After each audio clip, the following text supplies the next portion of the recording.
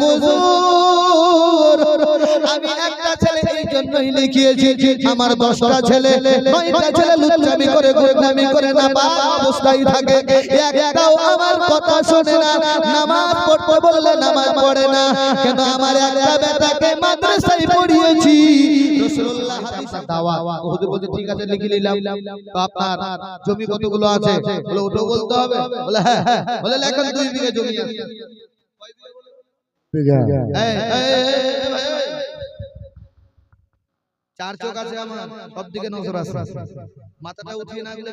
শোনো কথাগুলো শোনো আজকে আমরা কি করতে এসেছি এখানে কিছু তো নেওয়ার জন্য এসেছি মাঝে আমরা কিছু নেব এবং কিছু দেব ব্রাদার ঠিক ঠিক ঠিক বললো মাশাআল্লাহ সুবহানাল্লাহ কি নাম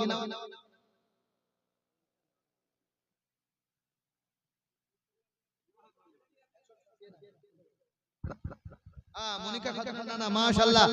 1000 টাকা নারে তাকবীর নারে রিসালাত 1000 টাকা নগদ দান করেছে দেখেন আমি তো এক বস্তা সিমেন্ট চাইছি নানি 1000 2000 5000 করে নিয়ে আসে আমার প্রধান বক্তার হাতও দেবে ইনশাআল্লাহ আমার এটা দীর্ঘ বিশ্বাস তবে চলুন আমি একটু ক্লিয়ার করে দেই প্রধান বক্তার আসার সময় চলে এসেছে ইসলামিয়া আপনার বাড়িতে যখন দাওয়াত দিলেন এবার বলুন জমি কতখানি আছে বলছে লেখো আচ্ছা আপনার টাকা কতগুলো আছে লেখো 10,000 টাকা আছে আপনার ছেলে কয়টা বলে লেখো একটা সব লিখে বলছে বাড়ি কয়তলা বলছে একতলা লিখে চলে গেছে বাড়িতে এবার দাওয়াত করতে এসে মসজিদে উপস্থিত হয়েছে ইমাম সাহেব দেখছে যে ইমাম সাহেব আমি তো অমুকের বাড়িতে দাওয়াত খেতে এসেছি আচ্ছা বলো তো এর বাড়িটা কোনটা সঙ্গে সঙ্গে বলছে এই তলা বাড়ি এটা ওর বাড়ি ডাইরেক্ট বলছে আমাকে একতলা এখন এসে দিয়েছেন 2 তলা মিথ্যা কথা আল্লাহ কোরআনে বলেছে লানাতুল্লাহি আলাল কাযিবিন যারা মিথ্যাবাদী হয় তাদের আল্লাহ লানত করে এই বাড়ি মিলাদ করা যাবে যাবে মিল্লাত ইসলামিয়া সঙ্গে সঙ্গে মুয়াজ্জিন বলে হুজুর দাঁড়ান শব্দ ঘোষ আপনি যদি চলে যান গ্রামবাসী আমাকে চেপে ধরবে অতএব আমি ওই ব্যক্তিকে ডেকে দিচ্ছি আপনি একটু কথা বলে নিন ওই ব্যক্তিকে ডাক দেওয়া হলো হুজুরের সঙ্গে এসে বলতেছে বলুন হুজুর কি বলবেন বলে আপনি লিখিয়েছেন একতলা বাড়ি কিন্তু আপনার 2 তলা মুয়াজ্জিনের কাছে বললাম ছেলে কয়টা মুয়াজ্জিন বলল ছেলে 10টা আপনি লিখেছেন ছেলে বলতেছে শোনো আমি যেটা বলেছি হুজুর পঙ্করূপীয় সত্য কথা বলেছি হুজুর বলছে কোরআনে বলেছে লানাতুল্লাহি আলাল কাযিবিন যারা মিথ্যা কথা বলে তাদের প্রতি আল্লাহর লানত পড়ে তবে আপনি কি সত্য কথা বলেছেন বলে হ্যাঁ বলে কেমন করে সত্য কথা আপনি লিখিয়েছেন 2টা ছেলে আপনি লিখিয়েছেন একতলা বাড়ি আপনি বলেছেন 2 বিঘা জমি আপনি বলেছেন 10,000 টাকা কিন্তু আমি খবর নিলাম মুয়াজ্জিনের কাছে আপনার হাজার হাজার টাকা আপনার হাজার হাজার টাকা এত টাকা আল্লাহ দিয়েছে তবে 10,000 কেন লেখালেন একতলা বাড়ি কেন লেখালেন 2টা আপনার 10টা ছেলে আছে একটা ছেলে কেন লেখালেন ওই ব্যক্তি চোখের পানি ছেড়ে দিয়ে বুকের মধ্যে টেনে নিয়ে বলতেছেন হুজুর আমি একটা ছেলে এই জন্যই লিখিয়েছি আমার 10টা ছেলে 9টা ছেলে লুচ্চামি করে গুন্ডামি করে না বা অবস্থায় থাকে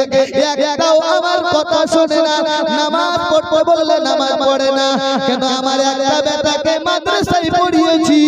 রাসূলুল্লাহ হাদিসে বলেছেন কোন বেটা কিংবা বেটি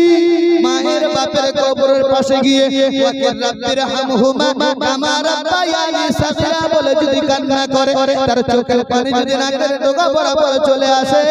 আমার রাসূলুল্লাহ বলেছেন তার মাতা পিতা জান্নাতি সুবহানাল্লাহ মাতা পিতা হুজুর 10টা ছেলের মধ্যে আমি একটা ছেলেকে পছন্দ করেছি আলেমে দিন বানিয়েছি